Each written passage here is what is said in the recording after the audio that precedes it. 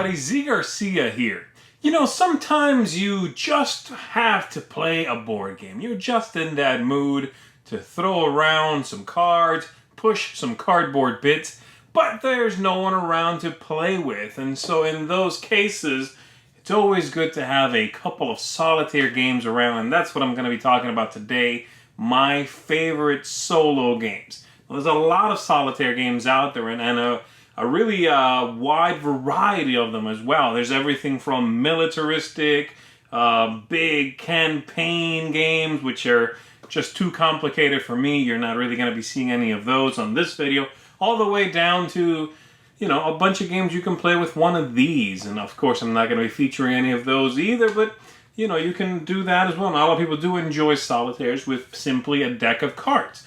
Now, today I'm going to be showing you largely games that I enjoy because they are simpler, and it just tends to be my style of solitaire game to have typically like a deck of cards. You shuffle that up and play, and you're good to go. But there are a couple of bigger games on the list. So, without further ado, let's kick it off with number 10. Here we go.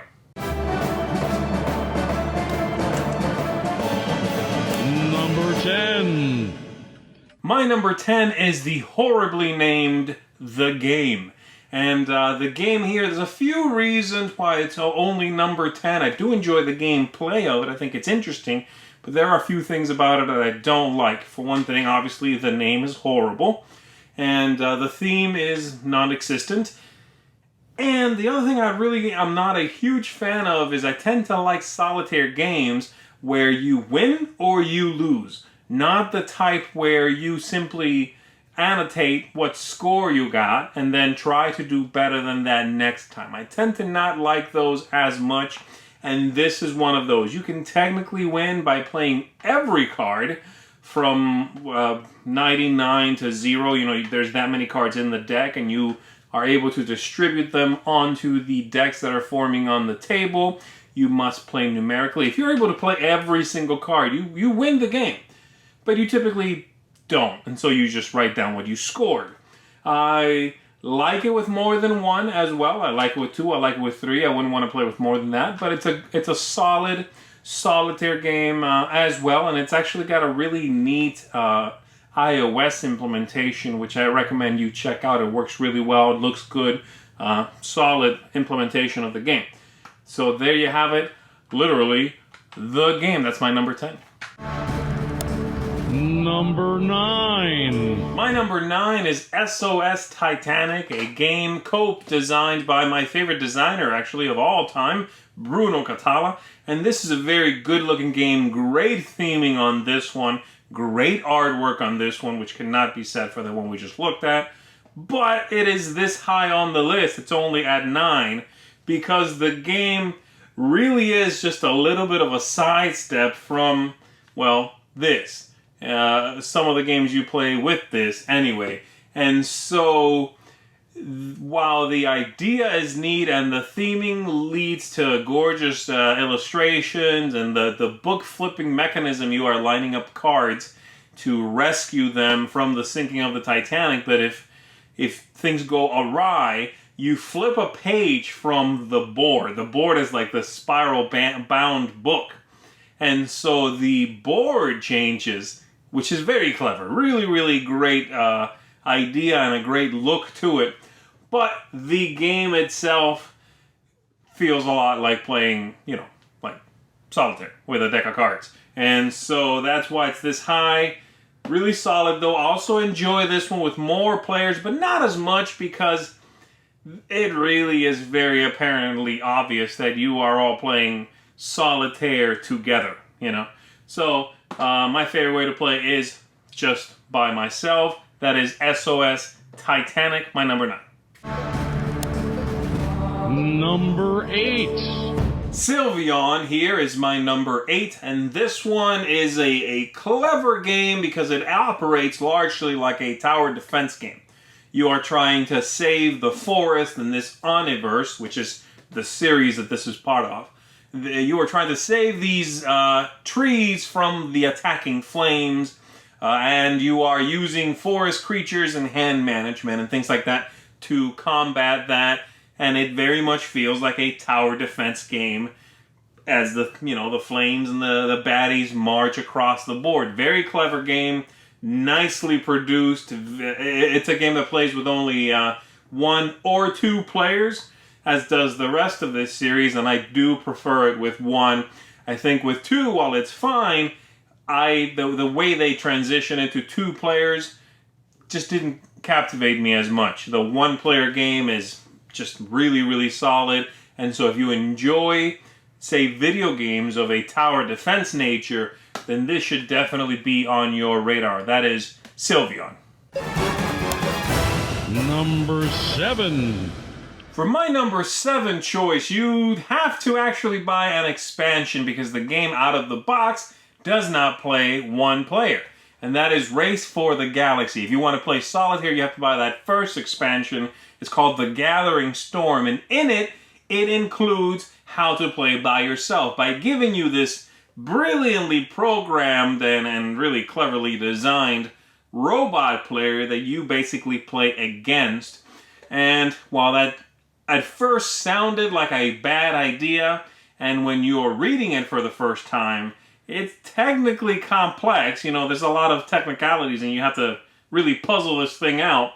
It plays like a beauty, and I find it very enjoyable. It gives you some tiles here. They give you some dice, and you're going to roll those dice after you've made your own choices in the game as to what you intend to do, produce, make, colonize a planet, or invent something, or consume, whatever.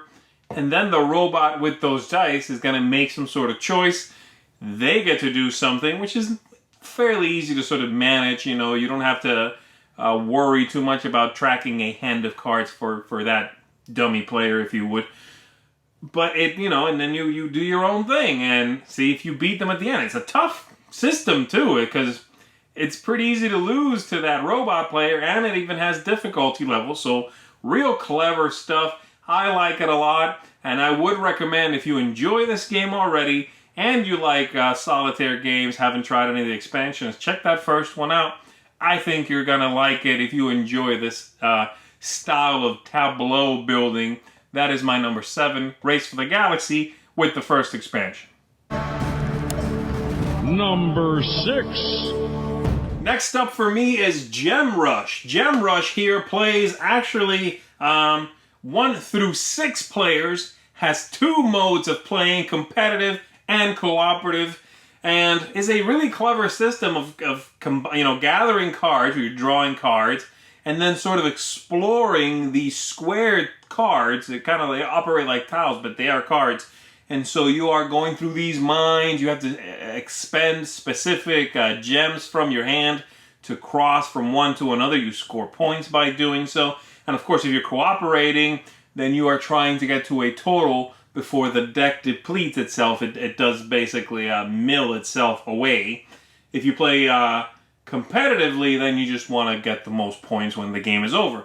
And it works really well as a single-player game. It's got a real nice cadence to it, and I love the what you're building on the table. The cards that make up those caves have neat powers on them that if you end your turn on them, you can trigger that instead of doing a regular card draw. And it just really works for me. You can set the difficulty level at a specific number, and so by the end of you running that deck out, you must have, say, 35 points. And you see how you do, and you can always adjust it so it's just right for you. So you're just barely making it or just barely missing it. Really nice. Like I said, it's got just a good flow to it. I like the look of it a lot. The production is, it's okay, but I think the gameplay and the illustrations do make up for that. So that one is Gem Rush. Number 5. Another one in the Oniverse series, this is Castellion. And Castellion here is the latest one in the series so far. And I really, really like it because it's it's very puzzly, as they all tend to be. But this one especially has a great spatial puzzle to it, where you are building up a castle. It's basically just laying some tiles in front of you that you are assuming the closest row to you is the ground, and you are building up from there. But you need to very specifically combine patterns and play things next to each other, and there are shapes you cannot play next to each other. And trying to, as specific things come up from that bag of tiles that sort of press you on, once you draw enough of these bad tiles, then boom, you must have something built in front of you. And some cards denote that. If you don't have that built, say a square of the same color, and then a tower which is 4, and a line of the same color, whatever you might need, if you don't have that built, you've lost. That's it. If you get it, then stage 2, continue. And each tile has a specific power that you can use if you discard that tile instead of building it. Just a clever, clever puzzle. Now, if you do get this, I recommend that you familiarize yourself with the introductory rules, but very quickly move on to the game proper, because I think adding those powers that the tiles have, which the intro game removes, is a huge part of the strategy in this game. It's just not, it's not a very good game if you're just playing without them. And so, if you are looking for a great puzzly and very small, very contained single-player game, then I would recommend this one. Also plays 1 or 2. I also still prefer with a single player that is Castellian. Number 4. Now we get to one of the bigger games that I am featuring today. I am talking here about Freedom, the Underground Railroad. And Freedom here, of course, the objective is you are freeing slaves and helping them escape up north to Canada before something, either they're recaptured or something like that happens. And so in the game, you need to manage many different things. You need to manage the people that you are helping, where they are on the board at any given moment. And you have to manage also a sort of a secondary aspect of the game is money management. You need to raise enough money and enough awareness to help your cause. The game plays beautifully with all numbers of players, really. But the one-player game is such a unique and tight and just mind-blowing puzzle. It's a game that is very thematic, but in its play, there are so few actions you are given, so little you can do, that you always feel like that water is just rising and rising and you're barely staying above it. Very interesting game, historically rich, wonderfully done, and a great, great, great single-player game to boot. That is Freedom, the Underground Railroad. Number 3. My number 3 choice is the biggest one of them all, of my choices, which I guess is a bit of a spoiler for 1 and 2, but you'll see those in just a minute.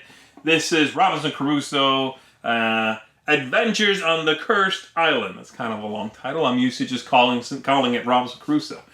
This one, again, plays 1 through 4. It's a long game. It's going to take you probably a couple of hours. But what I love about playing this one, solitaire, like all the other player counts also, but playing solitaire, especially for some of the early scenarios, really gives you that feeling of being stranded on an island. It's you have a card in the game that represents Friday, you have a dog, or at least I have a dog because I really need the help. This game is super tough. And that's it. And then you got to decide what you do. You need to build shelter. You have to find food. You have to gather wood and burn some fire to stay warm. You have to go and explore the island you are on. And on top of all of that stuff, you need to accomplish whatever the objective is for that scenario you're playing. Really clever stuff. A lot going on in this one. It's not a game you want to, throw down and start playing because you got half an hour to kill. It's not that type of game. You got to make sure you are ready for this, or at least I have to make sure I'm ready for it.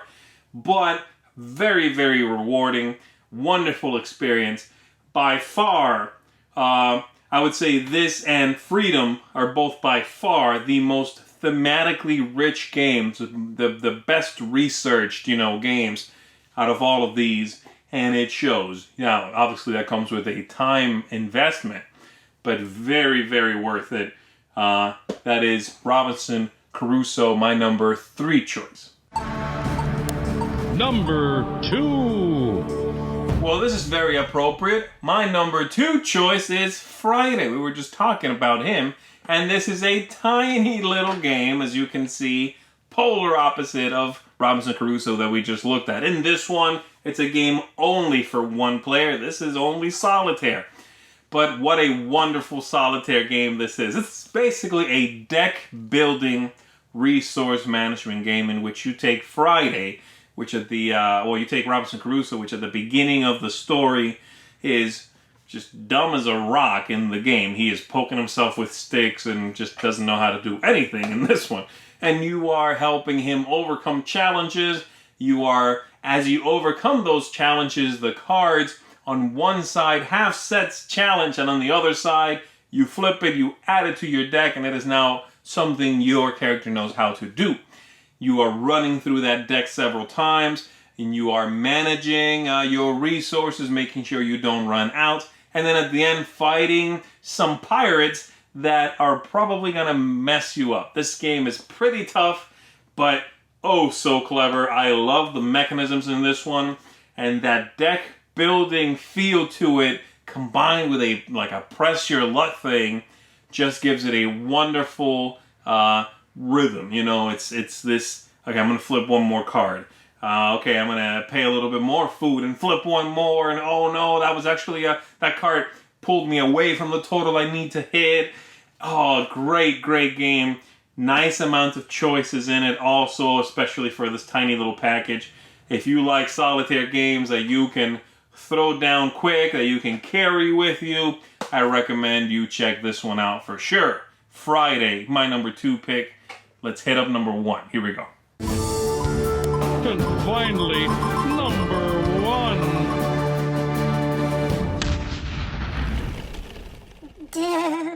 And my number 1 is the oldest game in the Oniverse series, Onirim, or Onirim. I've heard a lot of people say Onirim as well. I pronounce it Onirim myself, but this one is the king of them all. Also 1 or 2 players. I prefer it with 1, though I like the 2-player version in this one.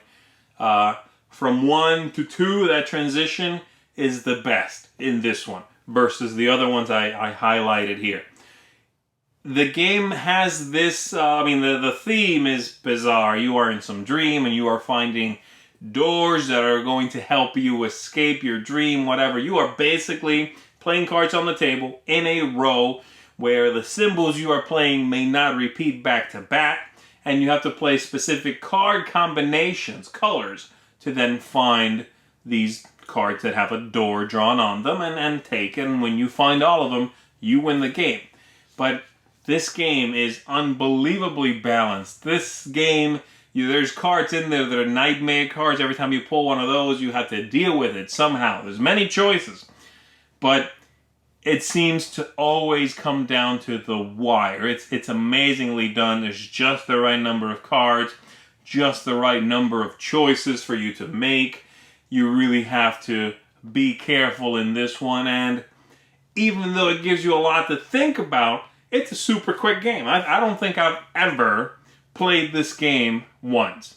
I will, once I'm done, shuffle up and play again. And now that this version, this is a second printing of the game. Originally, it came in a little box, the size of the game, right? That little box. This new version has 7 expansions in it. The original had a couple, had like 3. This has 7 in there. And so I'll typically not just shuffle up and play again, but have one of those expansions mixed in there. You can sometimes mix a couple of them. You can do them all if you're insane, but I don't recommend it. This is just a wonderful, creative, elegant, engaging game that I recommend wholeheartedly. This is not just my favorite solitaire game, but this is one of my favorite games, really, of all time. So there you have it. My high praise for Onirim. And so that's my top 10 solitaire games. I hope you enjoyed it. I hope you maybe found something new to check out. And when next time you are feeling like you want to, throw down just a game all by yourself. No one's around. So thanks everybody for joining me. I will see you next time. And as always, thanks for tuning in to the Dice Tower. See you.